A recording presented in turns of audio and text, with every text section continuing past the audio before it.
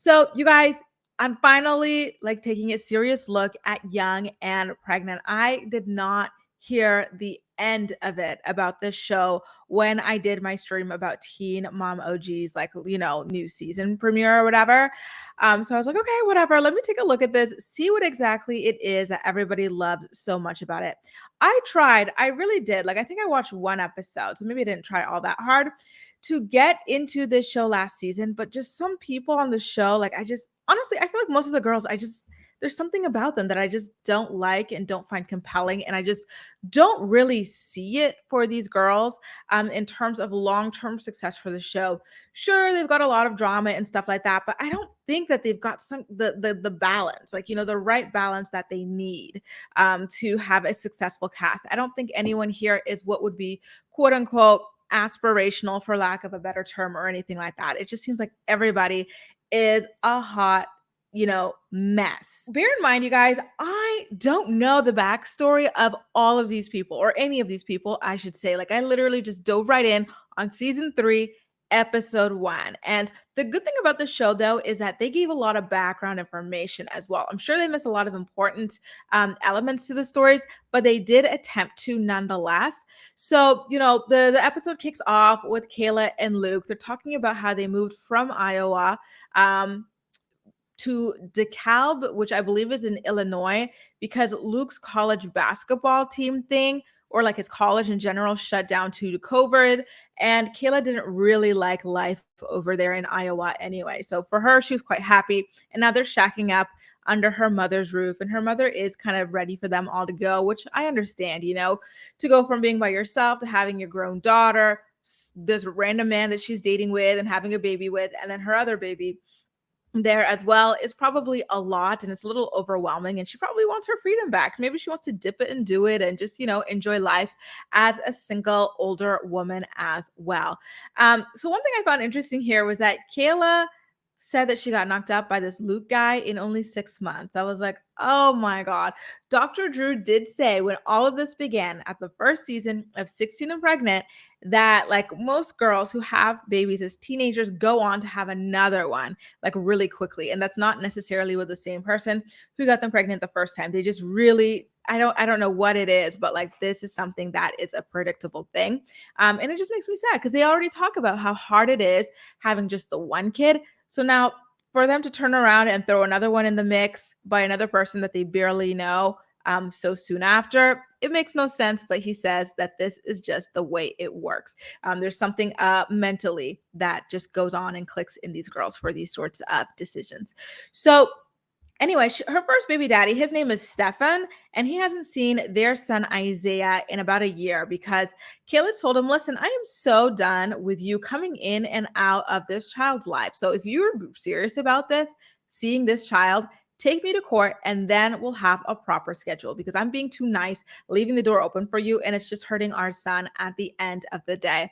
By the way, I have to say that this baby Isaiah is so stinking cute. I think he like got the best parts of Kayla. Like he's really, really cute. So, and then of course with what's that guy's name? Stefan's brown complexion as well. But like it was really, really, he's adorable. So then there's this Brianna girl who every time I see her, I just want to roll my eyes until they fall clean out of my head. I swear. So she's met this new girl named Ashley at work, and she's spending a lot of time over there. And I thought she was romantically interested in this girl. But no, she's just spending an excessive amount of time at this new friend's house because she's trying to get a little bit of taste of freedom because she's been living with her mom, having the baby, with the mom. Like the mom's helping her so much, but she feels very, how do you say, claustrophobic, almost like smothered. The word is smothered. She feels smothered by her mother and her willingness to help and how much she wants to spend time with Brianna and her son Grayson as well. And understandably, her mom is upset by that. She's like, whoa, whoa, whoa, we finally got all of these like bad partners out of your life, and I thought that you were going to chill and we were just going to have nice family time, you, me, and the baby at the home. And here you go, finding a new friend and leaving me all alone. And, I feel for both of them. I understand Brianna's perspective. But I also understand her mom's perspective as well. The mom went through a lot with Brianna, like from the previews, like, and all the toxic relationships that Brianna had. The mom was always there. And so now that she's not dating, the mom's wondering, like, what is, like, why are you always on the run? What are you constantly looking for? And I do think that that is a very fair question. What is it that Brianna is always running away from, especially when it comes to her mom? Again, I don't know the backstory, but the mom to me so far, she seems like a nice woman who really just wants to help her daughter and her grandson at the end of the day. Monica says, I guess that she is that stubborn, LOL, and she be mean. Right? She was so mean to her own mother. Like, and then the mom did call her out on that later in the episode being mean. And Brianna said she doesn't care that she's mean. And I was like, sis, you were living in your mom's house with your child. Like, why are you being so mean to her? It's weird. So everyone always said that the reason why you have to watch Young and Pregnant is particularly because of this Rachel Beaver woman. Sure, she's the next Janelle, but people like Rachel and Janelle come from generational poverty, generational addiction problems, generational abuse. So now I'm kind of like, oh man, like, this is sad. Like, I really felt sad for her. They live exactly how you would imagine a family like this to live when you hear the backstory of how, all of this stuff was happening in their lives to their parents, et cetera, et cetera. And then the name of her child, Hazley, was exactly what I would imagine a girl like, with the description of Rachel would name her child, right down to the spelling. You know what I mean?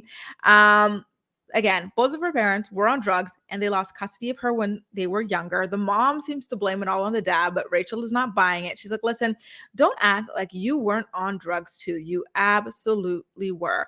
And the mom just keeps on trying to make, some excuses for herself. And I really like that. What's her name? Rachel really had held her feet to the fire. But I'm sad that she continued that cycle in her family of just having kids that you can't afford. You know what I mean? Like, here her daughter is now. Rachel, we'll get into this a little bit later, but her baby daddy gets arrested on his way to rehab. So here she is passing on the same traumas and, absentee parent situation that her parents had already passed down to her. And then there's this other girl, and her name is Kaya. So she and this Tieza girl break up, but Tieza still comes around to help out with her baby Amour, who I have to say, by the way, is really, really cute. So anyway, this Madison girl, she had a boyfriend named Christian who she broke up with for good because he was cheating on her while she was pregnant with his kid. And I say good for her. Like, so many times on these reality shows, you see these women try to make it work with these men, like, who cheat on them, especially men who cheat on them while they're pregnant or whatever.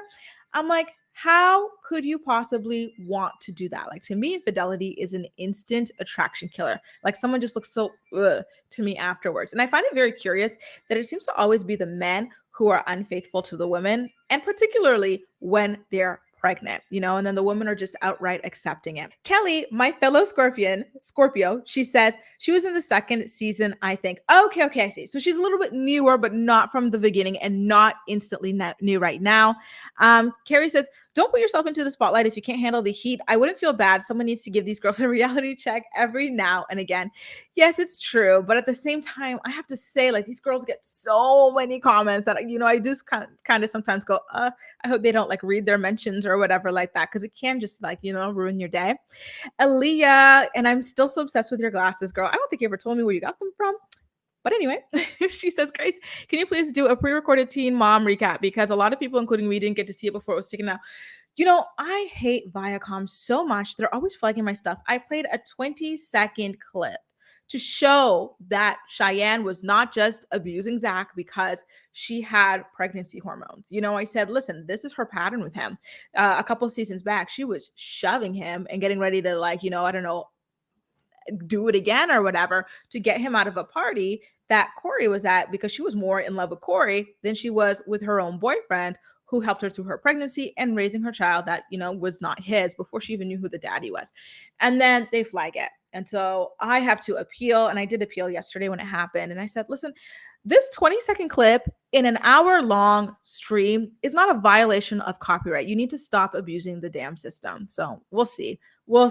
Hopefully it'll be back up. So yes, you guys are telling me that Madison was there for season 2 of Young and Pregnant, and she was also there for 16 and Pregnant as well. So thank you so much for that. I have to say, she has really beautiful bone structure. I look at her and I go, wow, like she's just, wow. I think she's really beautiful. She's got really nice, like I love her like cheeks, and her like jawline is really nice. And I'm jealous of her dad. Like her dad is so freaking sweet. Like he just seems like an angel. And I was sitting there like, how did this man not find a stepmom for her? Because she didn't have a mom at all, like a stepmom or anything like that. And I'm like, he seems like a really good catch. That's sad to me. But I really like them so far. I think that this girl actually might be my reason to keep watching Madison. Like I like her so far. So I will say that. So again, she breaks up with a boyfriend who was cheating on her while she was pregnant. And, it was really sad listening to her say to her dad that she's trying to like go through this motherhood journey, while at the same time trying to figure out what a mother even is, because she never had one and she wants to break the cycle. And then like when she goes out to work and she can't look after her baby while she's working, she feels like she's contributing to that cycle. And I'm like, wow, that is an entirely different level of mom guilt, and I feel horrible that is something that she deals with, but I think that she's making the right steps to move forward in her life without like, the toxic energy of her, boyfriend, her loser boyfriend, her ex-boyfriend. So back to this Rachel girl. So she's got that baby daddy, Drew or whatever, who comes over to the house to announce his forthcoming rehab stint. And I was like, oh, Lordy, Lordy, Lordy, is this why you guys like her? Like, yeah, like episode 1, and this man's already talking about going to rehab. Like that really is, wow, we're kicking things off strong here. We really are. I do have to say, though, that I like that he came over to tell her in person, and, that was nice, right? Instead of just letting her find out like some other random way, especially because they were broken up at this point. So it's not like, you know what I mean? Because sometimes people do this stuff behind their backs. Like, for example, when Leah went to rehab, she did it behind Corey's back. She was like, oh, I'm going to a treatment, like as if it's like a camp or something. Treatment. He's like, for what? She wouldn't say what. And then he asked where. She wouldn't say where either, and I like that this guy was very direct with Rachel about what it was that he was doing and, how long or whatever. So now we're getting back into Brianna, okay? And I had to do this to myself to make sure I don't roll my eyes at her. But getting back to Brianna, her mom at this point seems like a jealous boyfriend, you guys, I have to say. So she's at that friend Ashley's house, and her mom is texting her like, who are you with? What time are you coming home? What are you doing? Blah, blah, blah. Actually, no, sorry. She's at her mom's house now. And then she gets a text message in the kitchen, and the mom's like, who's texting you? And I'm like, my man doesn't even ask me who's texting me when I get text messages. You know what I mean? Like, my mom, I cannot imagine her asking me this sort of a question. Like, what? So then they're eating dinner, and Brianna happened to have cooked the dinner this time. And the mom makes a passive aggressive comment about them not having dinner together enough. She's like, like, you cooked dinner tonight. That's nice. That's a nice change for once. And it's like, sis, get yourself a man, get yourself a vibrator, get yourself a dildo, something, because your daughter is not here to be your support in this way. Like, this is very odd. You need to stop. I think if she wanted to say something about how much time Brianna was spending at her friend Ashley's house, she could have just said like, like, so your friend Ashley, tell me about her. Like, is her family okay with you being over there so often? Because, like, are you intruding on time with her kids? Because that would be my question. Seriously, me, when I was watching it, I was like, does this Ashley girl not like clean her own house? Does she not have to read to her kids? Does she not have to help them with their homework?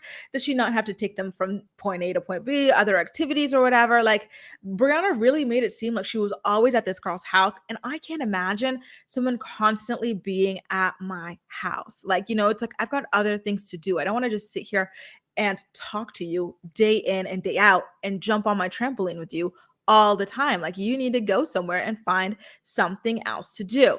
What I got from the friend Ashley, though, is that I kind of feel as though maybe she is a bit of a yes man to Brianna because Brianna is on television. I kind of felt like she was a type who was like really excited to have a friend on TV and who would consequently or subsequently just be down for whatever with her, just having her often, and especially if cameras are around. So, I just got a weird, vibe from that girl.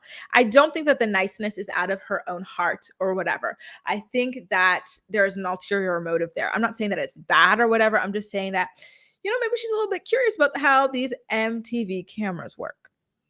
But I digress. That is just my own suspicion. Okay. So Monica says it was a similar vibe with her ex BF. I think oh, yes, Brianna. I think her mom may be lonely and she projects a lot, right? Like, that's very weird. Like, maybe, like, I don't know if there's a conflict of interest if she were to appear on both Young and Pregnant and Smothered at the same time. I don't know if MTV and TLC have a deal together or not, against that, whatever. But it just really does seem like their relationship is heading in that direction. I was really uncomfortable with her asking who she's texting and being like, thanks for cooking. You don't do that often enough. It's like, sis, those are the passive aggressive comments you make to your man, not to your damn child. It's weird. So, you guys, I have a question for you now. And it's almost like, remember when Ryan was asking Macy, is Kyle slow? Here's my question. Did Madison's ex-boyfriend, Christian, have like a brain injury or something? Because this was the first time that I was really seeing him, okay? Keep that in mind. So they're in the living room and he's sitting there on the sofa just talking about, like, I don't know what he was talking about, like why he was cheating on her or something. And he's like this, yeah, so, like a relationship and the cheating. And like his eyes are just on the roof the whole time. And she's talking to him and he's responding like this. And like it's very slow or like slurred or something. And I'm like, I think, did he have a traumatic brain injury, y'all? I feel like something went down with him, and I really want to know what it is because I didn't find anything normal about his affect or, just the way that his eyes were staring at that ceiling the entire time that he was talking to her. I know that when people get nervous or whatever or anxious, they look to the side or down or whatever, but I've never heard of someone just being like, the whole time. That to me was a little bit strange. Here's the thing. I was also very surprised that he was cheating on her because, again, I was like, something's off here. Like, really? And especially when he was talking about having a video game addiction. I was like, how are you cheating with a video game addiction and, the wit of maybe a snail? Like, how does that work? And to not only do it once, but to do it like 10 times. And on that girl, as pretty as she is, all right, child. All right. Like that was very crazy to me. On Madison's side, I have to say that I was really proud of her for telling him that she was done with him and his cheating. Like, she and her daughter 1,000% deserve better than anything that he could ever possibly offer them. I gotta say, the amount of junk food like just lying around in that house, I wanted to gag. First of all, like there was like food on the like greasy takeout bags like on the floor, on the couch. There was like soda things from like different fast food places and everything. I was like, you guys couldn't put this away for MTV for me? Really? You couldn't do that? Like, you couldn't clean up a little bit? Like, it just, and then especially with the way that guy just seems so like sluggish and stuff, I was just really like, Kayla's world again. Okay. So she's got that Stefan guy. By the way, do you guys like Kayla? To me, so far, I'm getting the self-righteous vibe from her. She gives me Kayla vibes, like she gives me Kale vibes. I'll say that. She gives me Kale vibes. And I feel like she is about to go down that route, especially her just like, being like, oh, like, you're not in my child's life enough. I'm going to move, blah, blah, blah, with this guy that I've known for 6 months. I'm going to move in with him. I'm going to have him raising my child. I'm going to have a baby with him instantly. To me, these are not very intelligent decisions to make in such a short period of time. But she obviously thinks that they are very intelligent decisions and that they put her above her baby daddy. Yeah, her baby daddy is trash, but her decision-making process to me makes me a little bit nervous for her as well. I'm not sure if things will work out forever with her and, the name of that guy she's dating or whatever. But yeah, so far I feel like she rushed head first into this and she wasn't even happy where she was living. And it's like, you really uprooted your child for a place that you weren't even really happy living in. You're lucky COVID came around because, otherwise. So anyway, it's time for her to have a birthday party for her kid, and she doesn't want Stefan to come. And then we had a little bit of like a scene of Stefan and his friend playing basketball and talking about the situation. Stefan says that his child needs him in his life and he needs his child in his life as well.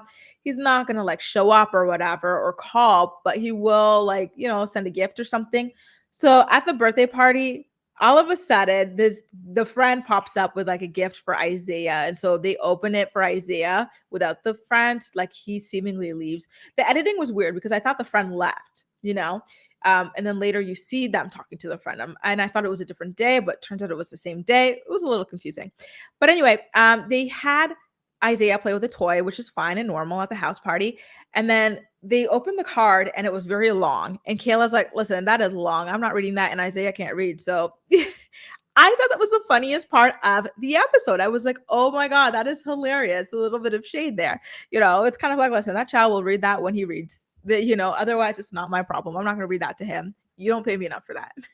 You don't pay me at all, child support or anything. Monica says she wants her perfect family and she found him quickly. So she definitely went with it. Yes, I think that's exactly what it is. Like, it's always a desire for that, right? And these people always come from like single family homes or like broken homes in general where they don't really have either one, like the Rachel Beaver. And so they try to force it. But sadly, what they do is continue to create that in their own lives. Look at this situation with Isaiah. Whatever that guy's name is. I'm sorry, Stefan. She had the baby with him. It didn't work because, listen, she was not gouging whether or not it was intelligent to have a baby with that man in particular. And so now her child is probably going to have that little complex as well. Then she's got this new guy, Luke, where she rushed into having a baby with him.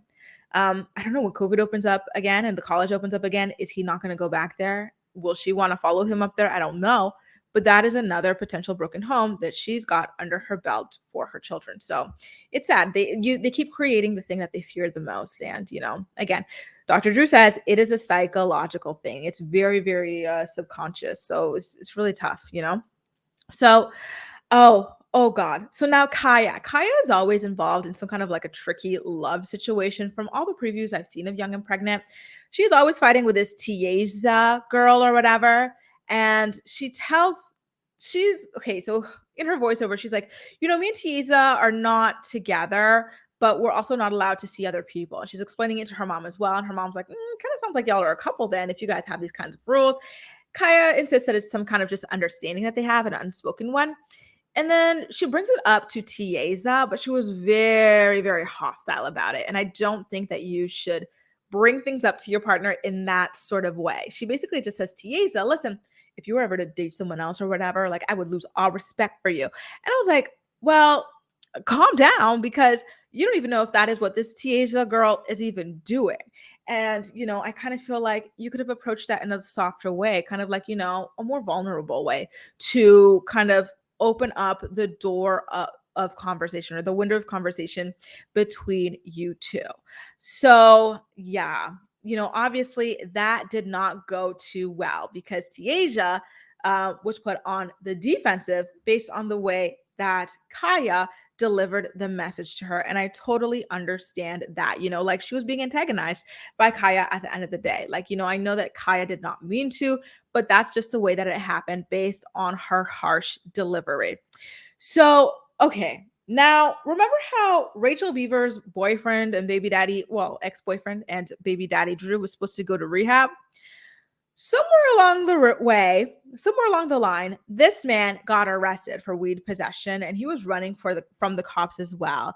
Yikes. Rachel wants to put some money on his books because he doesn't have anybody, she says. And she's telling this to her mom, and her mom is like, for what?